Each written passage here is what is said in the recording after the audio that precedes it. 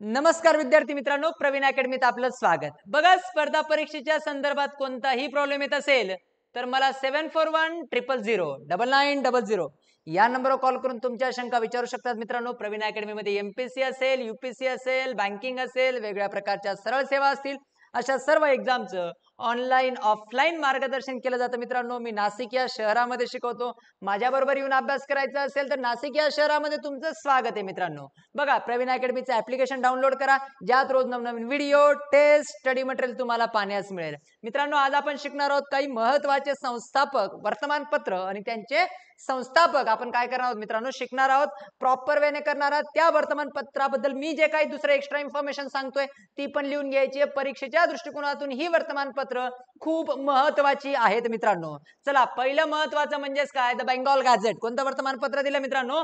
Bengal gadget या Bengal gadget. तर भारतामध्ये निर्माण होणारं, भारतात स्थापन झालं, सुरू झालेलं पहिलं वर्तमानपत्र. मित्रांनो, भारतात सुरू झालेलं पहिलं वर्तमानपत्र कोणतं मित्रांनो? बंगाल गॅझेट आहे. मित्रांनो, कोणतं आहे? बंगाल गॅझेट आहे. आणि हे बंगाल गॅझेट कोणाचं वर्तमानपत्र आहे मित्रांनो? जेम्स ऑगस्ट हिकी याचं वर्तमानपत्र आहे. कोणाचं वर्तमानपत्र आहे?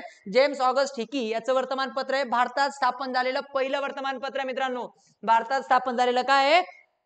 पहिलं वर्तमानपत्र आहे. आणि एक महत्वाचं आहे, वॉरन हेस्टिंग याच्या विरोधात या जेम्स ऑगस्ट हिकीने लिहायला सुरुवात केली होती. कोणाच्या विरोधात मित्रांनो? वॉरन हेस्टिंग याच्या विरोधात या वर्तमानपत्राने लिहायला काय केली होती? सुरुवात केली होती. म्हणून जेम्स ऑगस्ट हिकीचं हे जे वर्तमानपत्र आहे, हे बंगाल गॅझेट, हे काय केलं होतं? बंद पाडून दिलं होतं. कोणी? वॉरन हेस्टिंगने, त्या काळातल्या गव्हर्नर जनरलने काय केलं होतं? बंद पाडलं होतं. जेम्स ऑगस्ट हिकीचं दुसरं एक वर्तमानपत्र आहे मित्रांनो, महत्वाचं आहे, टेलिग्राम. कोणतं वर्तमानपत्र आहे? The Telegram. कुठलं वर्तमानपत्र आहे मित्रांनो? द टेलिग्राम हे एक वर्तमानपत्र आहे. बघा, इथपर्यंत क्लिअर मॅटर. दुसरं वर्तमानपत्र महत्वाचं आहे मित्रांनो, द इंडियन गॅझेट. कुठलं वर्तमानपत्र आहे? Indian gazette. Henry Lewis. कोणाचं आहे? हेनरी लुईस यांचं हे वर्तमानपत्र आहे. बघा, त्याच्यानंतर पुढचे बंगाल गॅझेट. कोणतं आहे मित्रांनो? बंगाल गॅझेट. गंगाधर भट्टाचार्य. कोणाचं आहे मित्रांनो हे वर्तमानपत्र? गंगाधर भट्टाचार्य यांचं आहे. भट्टाचार्य हे नाव बघून मला एक प्रश्न आठवला मित्रांनो. तुम्हाला सर्वांना माहित असेल, एम एन रॉय नाव ऐकलं असेल मित्रांनो तुम्ही. एम एन रॉय, मानवेंद्रनाथ रॉय यांचं ओरिजिनल नाव काय? मला तुम्ही कमेंट करून सांगणार आहात. एम एन रॉय यांचं ओरिजिनल नाव काय? मला तुम्ही काय करणार आहात मित्रांनो? कमेंट करून सांगणार आहात. बघा, पुढचं एक वर्तमानपत्र आहे दिग्दर्शन. दिग्दर्शन महाराष्ट्रात पण एक वर्तमानपत्र होतं बाळशास्त्री जांभेकरांचं, पण हे एक पण दिग्दर्शन आहे मित्रांनो, मार्शमेनचं. कोणाचं वर्तमानपत्र हे? मार्शमेनचं वर्तमानपत्र आहे. कोणतं मित्रांनो? दिग्दर्शन. चला, स्क्रीनशॉट घ्या पटापट, स्क्रीनशॉट घ्या मित्रांनो पटापट. चला, पुढचं वर्तमानपत्र म्हणजेच काय? संवाद कौमुदी. राजाराम मोहन राय यांचं वर्तमानपत्र आहे. यांचं वर्तमानपत्र मित्रांनो कोणतं? संवाद कौमुदी. राजाराम मोहन राय यांचं वर्तमानपत्र मित्रांनो संवाद कौमुदी. दिसतंय तुम्हाला? संवाद कौमुदी हे वर्तमानपत्र जे आहे ते कोणाचे मित्रांनो? राजाराम मोहन रायांचे. राजाराम मोहन रायांच्या बाबतीत जेव्हा आपण शिकणार आहोत तर तुम्ही काय करणार आहात? यांचे वर्तमानपत्र पण करणार आहोत. आर आर आर माहित असेल, राजाराम मोहन रॉय. नाव चुकलंय मित्रांनो, हे राजाराम. राजाराम नाव चुकलेलं आहे. त्यांचं ओरिजिनल नाव कसं आहे माहिती ना मित्रांनो? राजा राममोहन रॉय. राममोहन रॉय हे पण त्यांचं नाव खरंच असं नाहीये. मागचे व्हिडिओ बघा, मी राजाराम मोहन रायचं ओरिजिनल नाव तुम्हाला कमेंट केलेली आहे मित्रांनो. राजाराम मोहन राय यांचं ओरिजिनल नाव मी काय केले मित्रांनो? कमेंट केलेली आहे. बरोबर आहे. त्याच्यानंतर राजाराम मोहन रायांचं दुसरं वर्तमानपत्र मित्रांनो मिरातुल अखबार. कोणतं मित्रांनो? मिरातुल अखबार. बरोबर आहे. हे पण राजाराम मोहन रायांचं वर्तमानपत्र आहे. पुढचं महत्वाचं म्हणजे काय? बॉम्बे समाचार. फैनजी गुजराती यांचं वर्तमानपत्र आहे बॉम्बे समाचार. त्याच्यानंतर बॉम्बे टाइम्स. बॉम्बे टाइम्स हे एक वर्तमानपत्र महत्वाचे आहे. रॉबर्ट नाईट यांचं वर्तमानपत्र आहे मित्रांनो. हे कोणाचं वर्तमानपत्र आहे? Robert night. रॉबर्ट नाईट ते खूप वर्तमानपत्र छापलेत मित्रांनो. जवळजवळ 5 ते 6 वर्तमानपत्र आहेत रॉबर्ट नाईटची. एकूण रॉबर्ट नाईटची किती वर्तमानपत्र आहेत? 5 ते 6 वर्तमानपत्र आहेत. त्याच्यानंतर मी आधी सांगितलं, आता आपण एक बघितलं, विज्ञानाच्या प्रचार प्रसारासाठी कुठलं मासिक चालू केलं होतं? बाळशास्त्री जांभेकरांनी दिग्दर्शन नावाचं मासिक चालू केलं होतं. दिग्दर्शन नावाचं काय चालू केलं होतं मित्रांनो? बाळशास्त्री जांभेकरांनी दिग्दर्शन नावाचं मासिक चालू केलं होतं. कशासाठी मित्रांनो? विज्ञानाच्या प्रचार प्रसारासाठी. कशासाठी होतं? बेसिकली हे विज्ञानाच्या प्रचार प्रसारासाठी होतं. कोणासाठी होतं? विज्ञानाच्या प्रचार प्रसारासाठी होतं मित्रांनो. चला, स्क्रीनशॉट घेणार आहात, बाजूला होतो, स्क्रीनशॉट घ्या. घेतला मित्रांनो स्क्रीनशॉट? चला, पुढचं बघा, महत्वाचं म्हणजे काय? पुढचं वर्तमानपत्र घेऊ मित्रांनो आपण. प्रभाकर भाऊ महाजन यांचं वर्तमानपत्र आहे. कोणतं आहे मित्रांनो? प्रभाकर भाऊ महाजनांचं वर्तमानपत्र आहे. कोणतं मित्रांनो? प्रभाकर हे वर्तमानपत्र भाऊ महाजनांचे. आणि याच वर्तमानपत्रामध्ये, प्रभाकर याच वर्तमानपत्रामध्ये लोकहितवादी यांनी लोकहितवादी लोकहितवादी लोकहितवादी यांनी शतपत्रे छापली होती मित्रांनो. याच वर्तमानपत्रात लोकहितवादींनी काय छापली होती मित्रांनो? शतपत्रे छापली होती. याच वर्तमानपत्रात लोकहितवादींनी काय छापली होती मित्रांनो? शतपत्रे छापली होती. शतपत्रे किती आहेत मित्रांनो? 108 आहेत. 100 नाहीत. लोकशतपत्रे किती आहेत मित्रांनो? 108 आहेत. पुढे बाबासाहेब आंबेडकरांनी, डॉक्टर बाबासाहेब आंबेडकरांनी आपले वर्तमानपत्र प्रबुद्ध भारत मध्ये ही शतपत्रे पुन्हा काय केली होती? छापलेली होती. जेव्हा बाबासाहेब आंबेडकर असतील किंवा लोकहितवादी असतील यांच्याबद्दल जेव्हा आपण शिकतो त्यावेळेस अजून डिटेल करूया. मी ऑलरेडी लोकहितवादींबद्दलचा व्हिडिओ तुम्हाला पाठवलाय, बघा, चेक करा. लोकहितवादींचं पूर्ण नाव मला तुम्ही कमेंट करणार आहात मित्रांनो. लोकहितवादींचं पूर्ण नाव मला तुम्ही कमेंट करणार आहात. चला चलायचं मित्रांनो. आता पुढचा क्वेश्चन एक महत्वाचा आहे जो परीक्षेच्या दृष्टिकोनातून आपल्याला शिकायचा आहे. बघा, पुढचं वर्तमानपत्र म्हणजे रास्ता गोफर. रास्ता गोफर ही वर्तमानपत्र, रास्ता गोफर दादाबाई नौरोजींचं वर्तमानपत्र आहे. कोणाचं मित्रांनो? दादाबाई नौरोजींचं वर्तमानपत्र आहे. यावर्षी परीक्षेच्या दृष्टिकोनातून एक छोटीशी लिंक सांगतो, तुम्हाला परीक्षेच्या दृष्टिकोनातून कामा येणार आहे मित्रांनो. बऱ्याच गोष्टी आपल्याला लक्षात ठेवायच्या आहेत. दादाबाई नौरोजी जे पहिले भारतीय व्यक्ती आहेत जे ब्रिटिश पार्लमेंटमध्ये मेंबर बनले होते. आठवतं? दादाबाई नौरोजी फर्स्ट पर्सन आहेत जे मेंबर ऑफ ब्रिटिश पार्लमेंट बनले होते. काय बनले होते? ब्रिटिश संसदेत निवडून येणारे member of British parliament. British संसदेत निवडून येणारा पहिला भारतीय व्यक्ती कोण आहे? पहिला भारतीय व्यक्ती कोण आहे? पहिला भारतीय व्यक्ती कोण आहे मित्रांनो? दादाबाई नौरोजी आहेत. हे आपल्याला सर्वांना माहित असेल. दादाबाई नौरोजी पहिले भारतीय व्यक्ती आहेत जे ब्रिटिश पार्लमेंटमध्ये काय झालेले आहेत मित्रांनो? निवडून गेलेले आहेत. त्यांना मजूर पार्टीने निवडून दिलं होतं. कोणत्या पार्टीने निवडून दिलं होतं? महत्वाचं आहे मित्रांनो. त्यांना कोणत्या पार्टीने निवडून दिलं होतं? मजूर पार्टीने निवडून दिलं होतं. हा पण क्वेश्चन खूप, ज्यावेळेस आम्ही एमपीसी करायचो आजपासून 7-8 वर्ष आधी, त्यावेळेस हा क्वेश्चन ऑलरेडी विचारून झालेला आहे. दादाबाई नौरोजींना मजूर पार्टीने निवडून दिलं होतं मित्रांनो. आणि आपले भारतीय लोकांचे संबंध मजूर पार्टी बरोबर खूप चांगले आहेत मित्रांनो. आपले भारतीय लोकांचे संबंध मजूर पार्टी बरोबर खूप चांगले आहेत मित्रांनो. डॉक्टर बाबासाहेब आंबेडकरांनी पण मजूर पार्टीची स्थापना केली होती. इंग्लंडच्या मजूर पार्टीचा धर्तीवरच भारतात डॉक्टर बाबासाहेब आंबेडकरांनी पण काय चालू केली होती? मजूर पार्टीची काय केली होती मित्रांनो? स्थापना केली होती. याच्या आधी पण इंग्लंडचे जे पंतप्रधान होते मित्रांनो, इंग्लंडमध्ये बेसिकली 2 पार्टी आहेत. एक मजूर पार्टी आहे, एक कन्झर्वेटिव्ह पार्टी आहे. एक लेबर पार्टी आणि एक कन्झर्वेटिव्ह पार्टी आहे मित्रांनो. समजून घ्या परीक्षेत कुठं मॅच केले जाणार आहे. याच्या आधी जे इंग्लंडचे पंतप्रधान होते, बोरिस जॉन्सन, ऐकलं असेल नाव, छोटे ट्रम्प, बोरिस जॉन्सन. तर बोरिस जॉन्सन हे पण भारताचे जावई होते. ते लेबर पार्टीचे होते, मात्र ह्याच मजूर पक्षाचे होते मित्रांनो. कोणत्या पार्टीचे होते? मजूर पक्षाचे होते. पण यावेळेस फसवलं जाणार. आता लक्षात ठेवायचे, आता जे भारताचे इंग्लंडचे पंतप्रधान आहेत ऋषी सुनूक, ते पण भारताचे जावई आहेत. बरोबर आहे. नारायण मूर्ती यांचे जावई आहेत ते, इन्फोसिसचे मालक. बरोबर आहे. तर नारायण मूर्ती यांचे जे जावई आहेत सध्या, ऋषी सुनूक, हे पण इंग्लंडचे पंतप्रधान आहेत. मूळ भारतीय वंशाचे आहेत. हिंदू रिलिजन्स फॉलो करतात. मात्र ते लेबर पार्टीचे नाहीत. लक्षात ठेवायचं मित्रांनो. ते मजूर पक्षाचे नाहीत. ते कन्झर्वेटिव्ह पार्टीचे आहेत मित्रांनो. कोणत्या पार्टीचे आहेत? कन्झर्वेटिव्ह पार्टीचे आहेत. लक्षात ठेवायचे. तर ऋषी सुनूक बद्दल या वर्षी हा एक क्वेश्चन तुम्हाला वेड्यात काढला जाऊ शकतो. ऋषी सुनूक बद्दल हा एक क्वेश्चन तुम्हाला काय केला जाऊ शकतो? वेड्यात काढला जाऊ शकतो. त्याला हिस्टॉरिकल लिंक केली जाऊ शकते. कुठल्या क्वेश्चनला हिस्टॉरिकल कशी लिंक करणार हे तुम्हाला चेक करता आलं पाहिजे. हा माझा सांगण्याचा बेसिक उद्देश तुम्हाला कळतोय मित्रांनो. आत्ताच इंग्लंडचे पंतप्रधान मूळ भारतीय वंशीय असून सुद्धा काय नाही आहेत? लेबर पार्टीचे नाही आहेत मित्रांनो. चला पुढचा वर्तमानपत्र मित्रांनो, व्हॉइस ऑफ इंडिया. दादाबाई नौरोजींचं कोणतं वर्तमानपत्र आहे मग मित्रांनो? Voice of India. दादाबाई नौरोजींचं कोणतं वर्तमानपत्र आहे? Voice of India. चालायचं मित्रांनो. पुढचं वर्तमानपत्राकडे जाऊया आपण. पुढच्या वर्तमानपत्राकडे जाऊया. महत्वाचं म्हणजे हिंदू पेट्रियाटिक. कोणतं वर्तमानपत्र मित्रांनो? हिंदू पेट्रियाटिक. पुढचं वर्तमानपत्र मित्रांनो हिंदू पेट्रियाटिक. गिरीशचंद्र घोष. कोणाचे? गिरीशचंद्र घोष. गिरीशचंद्र घोष आणि हरिश्चंद्र मुखर्जी या 2 लोकांचं आहे हिंदू पेट्रियाटिक. पेट्रियाटिक म्हणजेच माहित असेल तुम्हाला, जो खूप जास्त रिलिजन्स फॉलो करतो, त्याला पेट्रियाटिक पर्सन म्हणतात. तर बघा, सोमप्रकाश पुढचं वर्तमानपत्र. सोमप्रकाश, देवेंद्रनाथ टागोर, रवींद्रनाथ टागोर यांचे वडील देवेंद्रनाथ टागोर. बरोबर आहे. देवेंद्रनाथ टागोर आणि ईश्वरचंद्र विद्यासागर. बघा, तुम्हाला माहित असेल दोघंही बंगालचे ग्रेट नेते होऊन गेलेत, ग्रेट समाजसुधारक होऊन गेलेत. समाजसुधारक म्हणण्यापेक्षा ग्रेट नेते होऊन गेलेत. आणि तुम्ही बघाल तर महाराष्ट्रामध्ये जेव्हा आपण विधवा विवाहासाठीचे काम बघतो, महाराष्ट्रामध्ये विधवा विवाहासाठीचे काम करतो मित्रांनो आपण, ते असं म्हटलं की महाराष्ट्रात विधवा विवाहासाठी जर शब्द आला तर आपल्या डोळ्यासमोर कोण येतं? महर्षी धोंडो केशव कर्वे यांचं नाव सर्वात प्रथम येतं.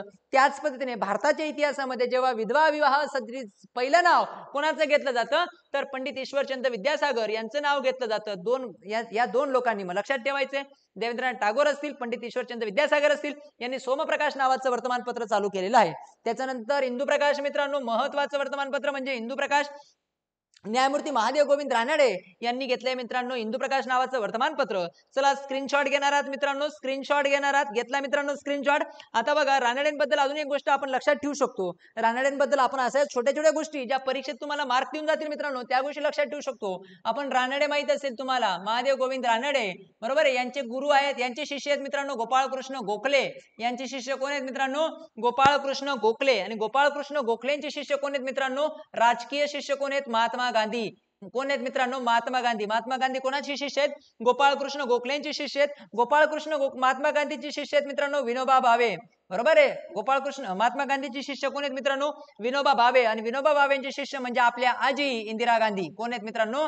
इंदिरा गांधी. तर लक्षात ठेवायचं मित्रांनो, तो हा शिष्यांचा क्रम आहे. रानडेंचे शिष्य गोखले, गोखलेंचे शिष्य महात्मा गांधी, महात्मा गांधीचे शिष्य विनोबा भावे, विनोबा भावेंचे शिष्य इंदिरा गांधी. ठीक आहे मित्रांनो, चला पुढचं वर्तमानपत्राकडे जाऊया मित्रांनो. पुढच्या वर्तमानपत्राकडे जाऊया मित्रांनो. बघा इंडियन मिरर. इंडियन मिरर तर देवेंद्रनाथ टागोर आणि मनमोहन घोष. देवेंद्रनाथ टागोर आधी सांगितलं. आता पुढचं वर्तमानपत्र परीक्षेच्या दृष्टिकोनातून खूप महत्वाचं आहे. असं काही वर्तमानपत्र शिकवायला खूप मजा येते मित्रांनो. बघा अमृत बाजार पत्रिका. काय मित्रांनो? हा वर्तमानपत्र यावर्षी परीक्षेत लिंक का होते, परीक्षा कुठं लिंक करते ते समजून घ्या मित्रांनो. अमृत बाजार पत्रिका का महत्वाचं आहे परीक्षेच्या दृष्टिकोनातून ते समजून सांगतो मित्रांनो. बघा तुम्हाला माहित असेल 1977 ला दिल्ली दरबार भरला होता. 1877 ला दिल्ली दरबार भरला होता मित्रांनो. काय भरला होता? 1877 ला काय भरला होता मित्रांनो? दिल्ली दरबार भरला होता. मी वरती लिहितो शब्द मित्रांनो, दिल्ली दरबार भरला होता. काय असतं बरं दिल्ली दरबार? जेव्हा इंग्लंडचा राजा किंवा राणी चेंज होत होती भारतात, त्याच्या स्वागतासाठी जो कार्यक्रम आयोजित केला जायचा त्याला म्हणायचे मित्रांनो दिल्ली दरबार. भारतामध्ये इंग्लंडचा राजा किंवा राणी तिकडे चेंज झाली, त्याच्या स्वागतासाठी भारतामध्ये जो कार्यक्रम आयोजित केला जायचा त्याला म्हणायचे मित्रांनो दिल्ली दरबार. याच वर्षी आपल्या आजीचं इंग्लंडच्या राणीचं काय झालेलं आहे?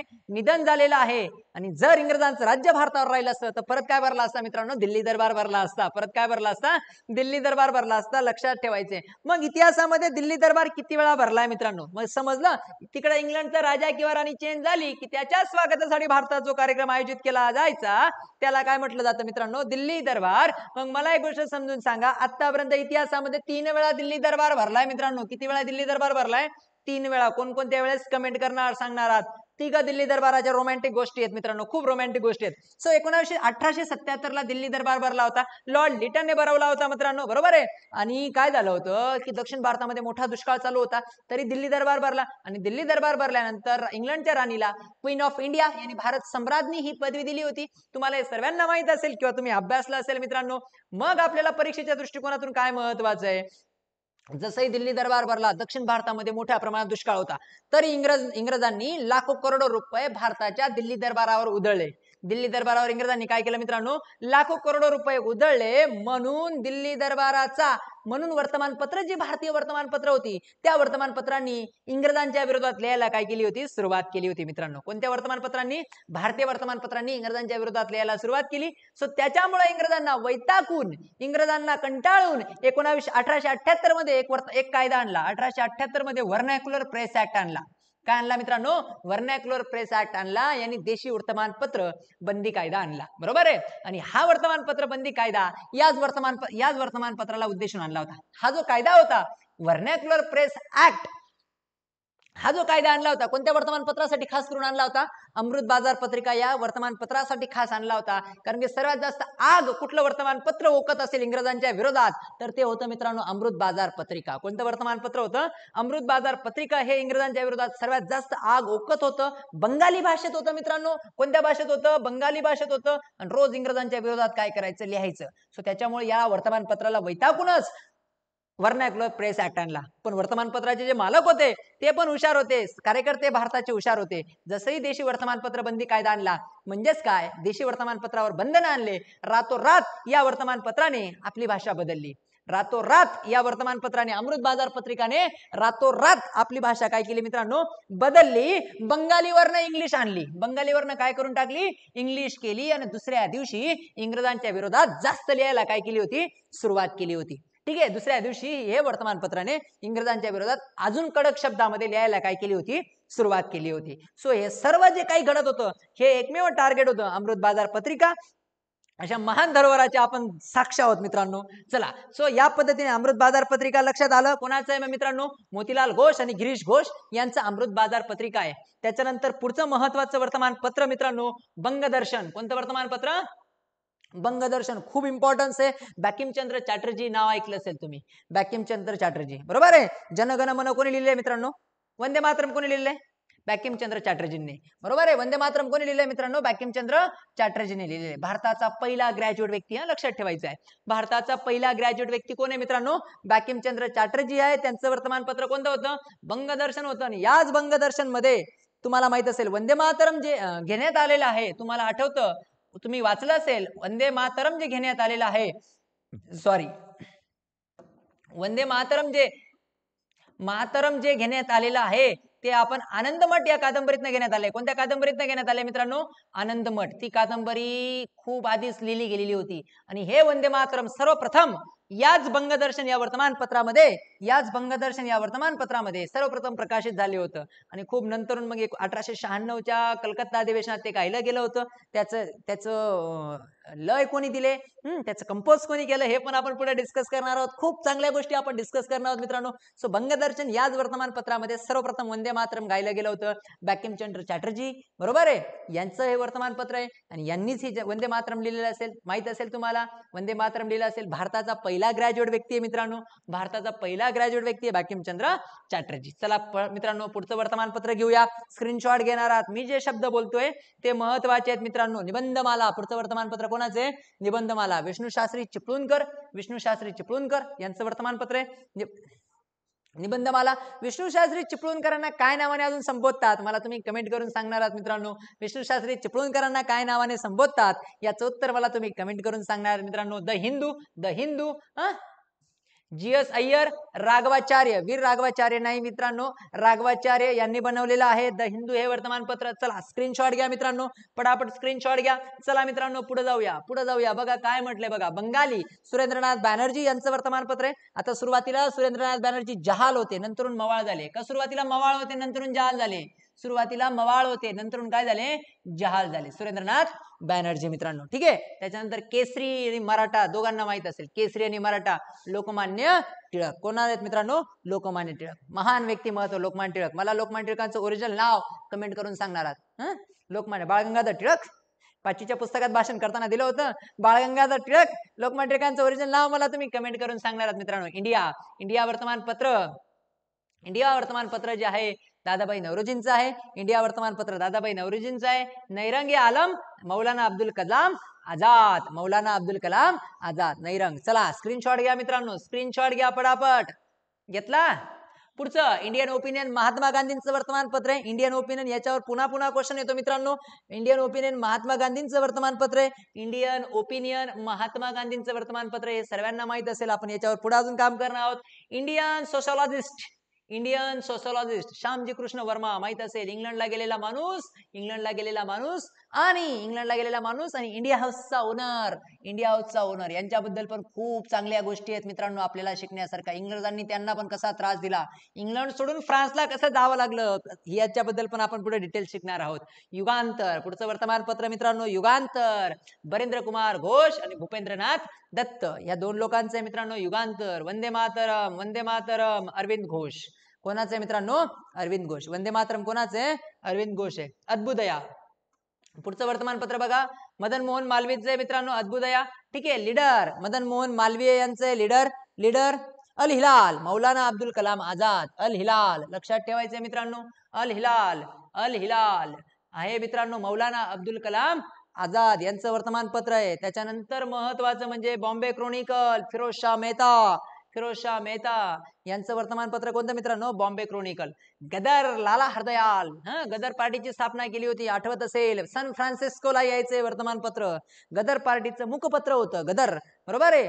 गदर पार्टीचं काय होतं? मुखपत्र होतं. लाला हरदयाल. गदर पार्टीची स्थापना माहित असेल कुठे झालेली आहे? सन फ्रान्सिस्कोला झालेली आहे, अमेरिकेमध्ये.